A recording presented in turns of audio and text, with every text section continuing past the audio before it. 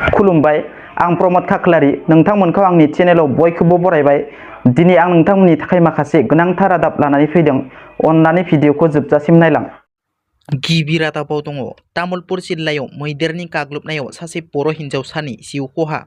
तामुलपुर जिल्लानि कुमारिकाटा हाग्रा बिफाननि बेन्दोंआव गोग्लैनाय बगाजुलि सोमलिगुरि गामिनि अजय बर' आरो रुपनि बर'नि फिसाजो 9 थाखोआव फरायनाय 14 बोसोर बैसोनि मनिका बर'खौ थांनाय हरनि समाव हाग्रानि मैदेरा खर' गाख्रेबना जिउ फोजोबलाङो।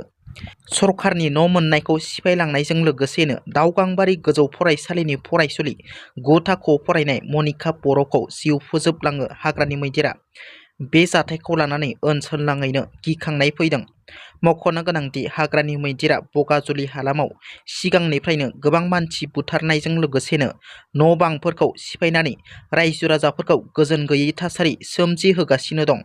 जायनि थाखाय बे ओनसोलनि मैदेर आरो मानसिनि गेजेराव दावहा सोलिबाय थानायखौ फोजोबनो थाखाय खुंथाय गोहोनि सरकार आरो हाग्रा बिफानखौ गोख्रों खावलायदों जायगानि रायजो राजाफोरा। बेजों लोगोसेनो दुखुथिया नखरखौ रांनि अनसुंथाइ होनायजों सरकारा मदद खालामनो थाखाय रायजो राजाफोरा दाबि खालामो। बिजेपिनि एमपि ओम बिरलाया बुंथिगिरि महरै फिन सायख' जाबाय। दिनै बिजेपिनि एमपि ओम बिरलाया 18थि लकसभा सुबुं आफादनि फिन एबा नैथि खेबनि थाखाय बुंथिगिरि महरै सायख' जाबाय।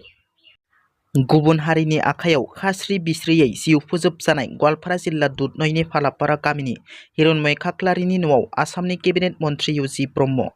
रुंसारि हिरण्मय खाख्लारिनि न'आव थांनानै मन्त्रि इउजि ब्रह्मआ बिमा बासन्ति खाख्लारि आरो नखरजों जिरायनानै जाथायनि बागै खौरां लायो आरो गिबि मन्त्रि डक्टर हिमन्त बिश्व शर्माजों बे जाथायनि बागै सावरायनानै क्षतिपूरण होनायनि खोथा होनायजों लोगोसे बे जाथायनि दायनिगिरिफोरखौ गोख्रों साजा होनो थाखाय बिथोन होयो। मानास माहारियारि हाग्रामायाव मैनि मैहुर खालामनायनि दायाव बरपेटा रडनि हाग्रा बिफाना सानै मैहुर खालामग्राखौ खादों। हमजानाय सानै मैहुर खालामग्राखौ कालीचरण बसुमतारी आरो माइस्रां गयारी होनना मिथिनो मोन्दों। रेड खालामनायाव बिसोर सानैनिफ्राय गंनै आखाइजों बानायनाय सिलाइ, मै गं, बुलेट बानायग्रा मेसिन आरो खार एबा बोरला मोननो हादों।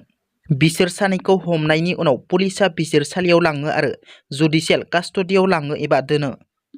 मोनसे मोजां खौरां, हेक जानाय प्रडिउसार फावखुंग्रि रिया ब्रह्मनि प्रडाक्शन इउटुब चेनेला रिकभारि जाफिनबाय एबा बिगोमाया मोनफिननो हाबाय। आरबि फिल्म प्रडाक्शन इउटुब चेनेला हेक जानानै हेकारनि आखायाव माखासे सान थानायनि उनाव बिगोमा रिया ब्रह्म आरो टीमआ गोबां नाजानायनि उनाव बिगोमाया चेनेलखौ मोनफिननो हाबाय। दिनैनि रादाबा एसेनोसै। नोंथांमोना जुदि आंनि रादाबखौ खोनासंनानै मोजां मोनदोंब्ला अन्नानै लाइक, शेयार आरो साबस्क्राइब खालामनो दाबाव, लोगोसे बेल आइकनखौ थुनो दाबाव, जाहाथे आंनि गोदान भिडिअआ नोंथांमोननिसिम थाबैनो सहैनो हायो। गोजोन्थों। जै बर' हारिनि। हेल' लोगोफोर, दायो आं दंफैयो दाबसे जायगायाव। बेनो जाहैबाय गवालपारा जिल्ला दुधनैनि नियापुलि गामियाव। लोगोफोर, नोंथांमोना गोबाङानो मिथिया जानांगौ बियो मा बुस्थु। बियो जाहैबाय भेनिला बिन्स। बियो जों गामि खाथियावनो गार' गामि आरोना, बर' गामि नङा। स' आं बे भेनिला आबाद मावनायखौ मिथिनानै एबा खोनानानै नियापुलि गामिनि निकिलसन ममिन मुंनि गंसे न'खराव आङो बेरायफैदोंमोन। बेयावनो आं बे भिडिअखौ लानाय जादों। बिथांनि न'खराव थांनानै आं गोबां बाथ्रा मिथिनो मोन्दों बे भेनिला आबादनि बागै।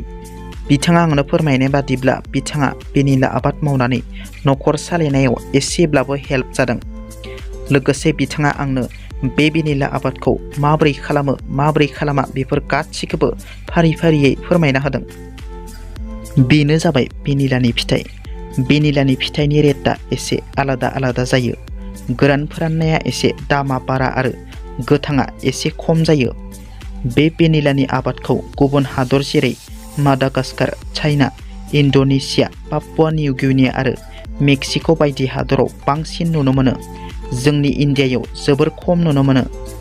नोंथांमोना गोबाङानो मिथियाबो जानो हागौ जे भेनिलाखौ मा बानायो एबा भेनिलानिफ्राय मा बानायनो हायो। भेनिलाखौ जानाय बुस्थु जेरै आइसक्रिम, केक बायदि बानायनो हायो। लोगोसे थाव, पारफिउम बानायो आरो माखासे मुलिबो बानायो होनना गुगोलाव नुनो मोनो। बिगोमा निकिलसन ममिना आंनो फोरमायनाय बादिब्ला बे भेनिला आबादखौ बारा जोथोन लायाब्लाबो जायो। बे भेनिला आबादखौ फाथै बायदि गायनो हायो, गय बिफां एबा गुबुन बिफाङाव गायनो हायो। बिथाङा बे आबादखौ खालामनाया 3 बोसोर जाबाय। बिथाङा बे बोसोरावसो गिबि खेब फाननो हादों बे भेनिलानि फिथाइखौ। गिबि खेब फाननायाव बिथाङा गासै 10 केजि फिथाइखौ फाननो हादों होनना आंनो बुंदों। बेनो जाहैबाय भेनिलानि फुलि। बिथांनि नखराव आं भेनिलानि फुलिखौ मोननै रोखोमाव नुनो मोनबोदों। मोननै रोखोम माने मोनसेया एसे गेदेर आरो मोनसेया एसे फिसा। मोननैनिबो रेटआ एसे आलादा आलादा माने प्राइसआ एसे आलादा आलादा। बेनो जाहैबाय एसे गिदिर एबा गोजौ बिफाङा। बेयो जाहैबाय फिसा, बेनि रेटआ एसे खम। नोंथांमोनाबो जुदि सोरबाफोर बे भेनिला आबादखौ खालामनो गोसोब्ला बे होखानाय मबाइल नाम्बाराव कल खालामनानै फुलिखौ लायनो हागोन। लोगोसे नोंथांमोना माबोरै गायो माबोरै गाया बेफोर गासिखौबो सोंनानै डिटेल्सआव मिथिनो मोनगोन।